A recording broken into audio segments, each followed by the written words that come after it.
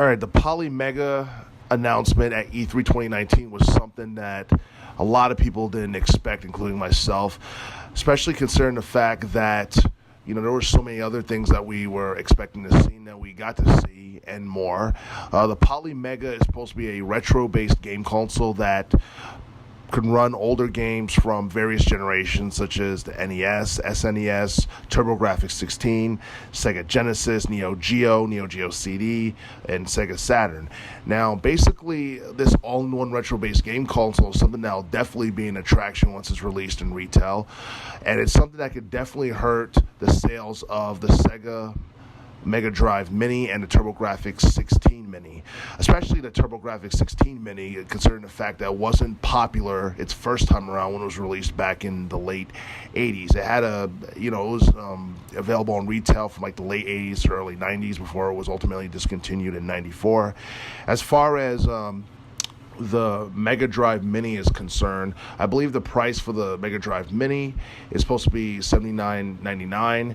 and in America, and basically I believe that was the same price for the SNES Mini when it was released back in September of 2017. But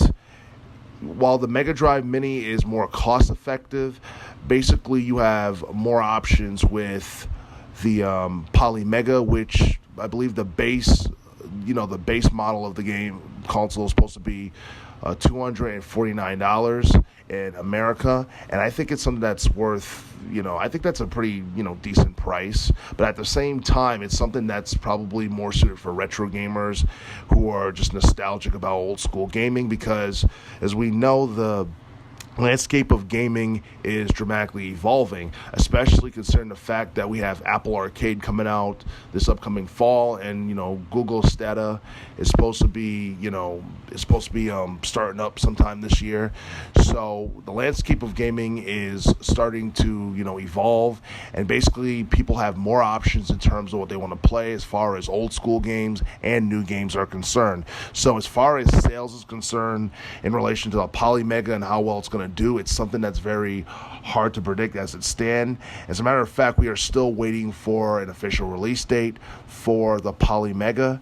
and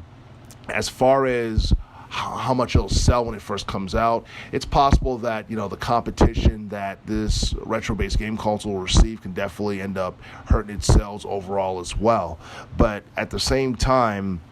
it's something that a lot of retro gamers have wanted to see for a very long time, especially those who never got a chance to play titles that came out on the Sega Saturn or TurboGrafx-16, especially considering the fact that those consoles were not as popular in America back in the 90s as the likes of the PS1 or Nintendo 64 or even the Super Nintendo Entertainment System. So as far as